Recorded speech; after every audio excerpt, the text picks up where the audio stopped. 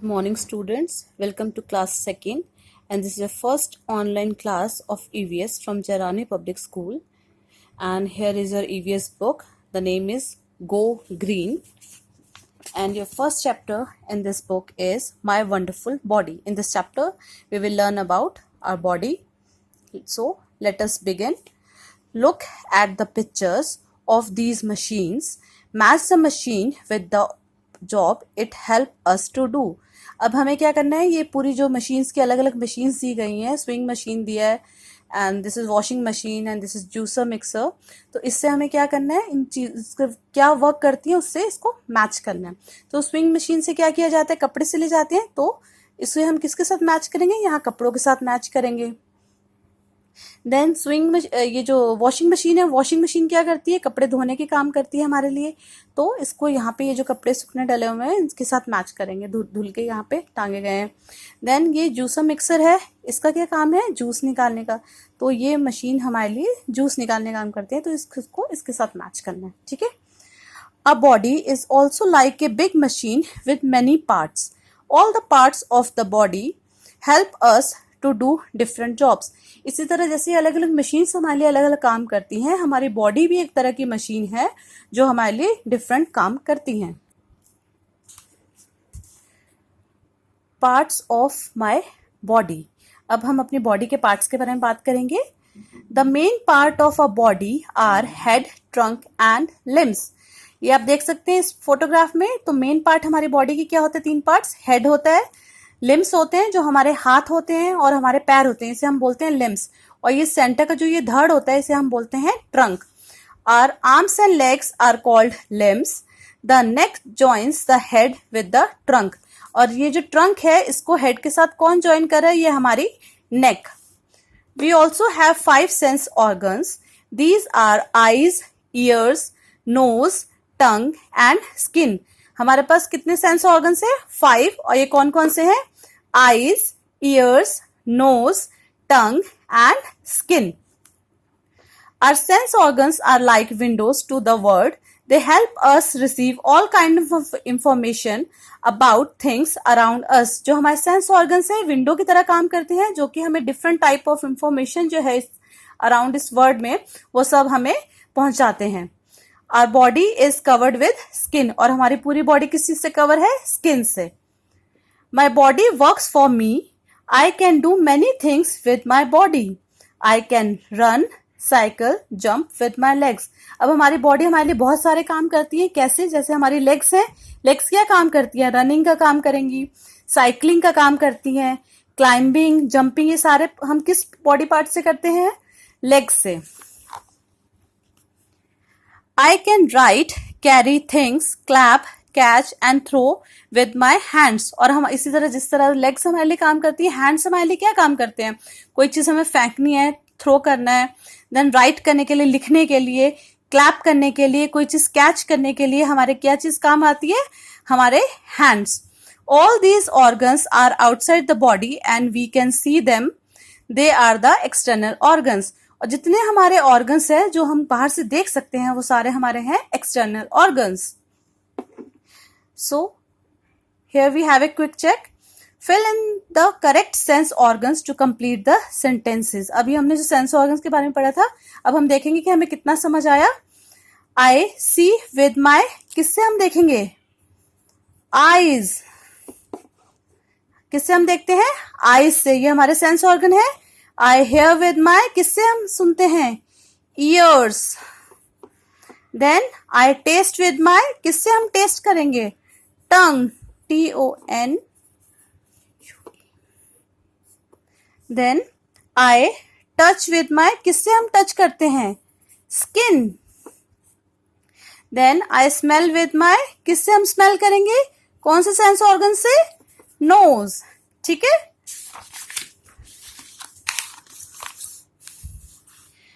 Some parts of our body cannot be seen. These body parts are inside the body. They are known as internal organs. जो body के parts हम नहीं देख सकते और जो हमारी बॉडी के अंदर होते हैं उसे हम क्या बोलते हैं, internal organs. Brain is inside the head. जैसे कि हमारा एक ब्रेन जो है वो भी हेड के अंदर होता है, हम उसको बाहर से नहीं देख सकते, तो वो भी हमारा एक इंटरनल ऑर्गन है। Brain help us to think, read and do many things. Brain से हम बहुत सारे काम करते हैं, कैसे? जैसे सोचते हैं, रीड करते हैं। The lungs, kidneys, heart and stomach are inside the body. इसके अलावा जैसे ब्रेन हमारी बॉडी के अंदर है, एक इंटरनल ऑर्गन है, उसी तरह लंग्स जो है हमारे, किडनीज हैं, हार्ट है, ये भी हमारी बॉडी के अंदर होते हैं, तो ये भी इंटरनल ऑर्गन्स होते हैं। These organ work all the time even when we are sleeping.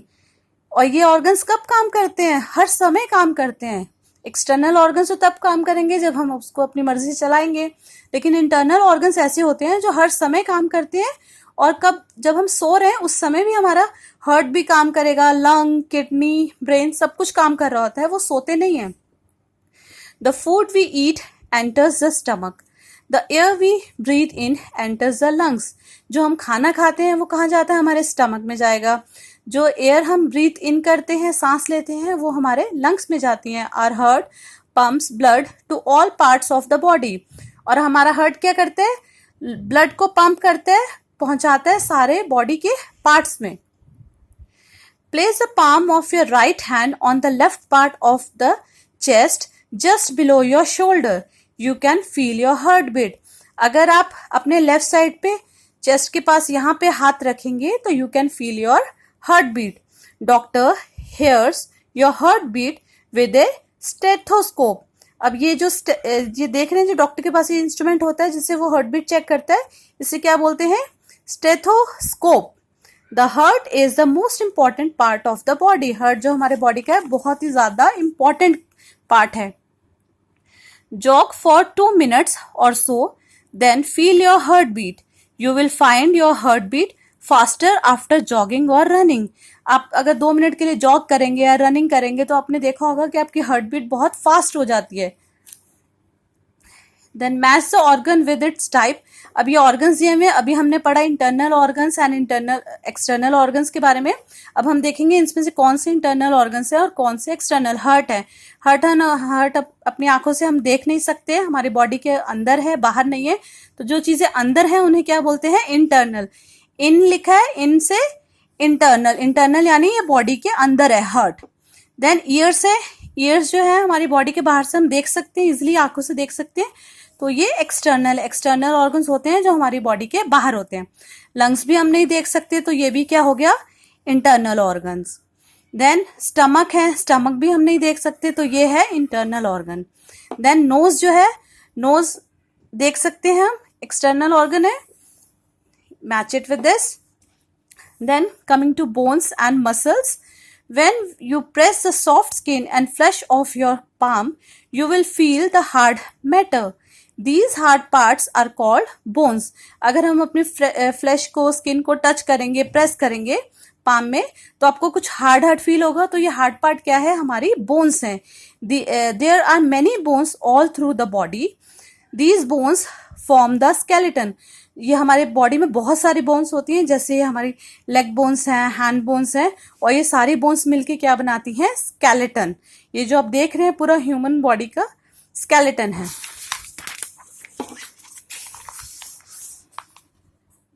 The skeleton keeps the body straight and upright. It also protect the internal organs.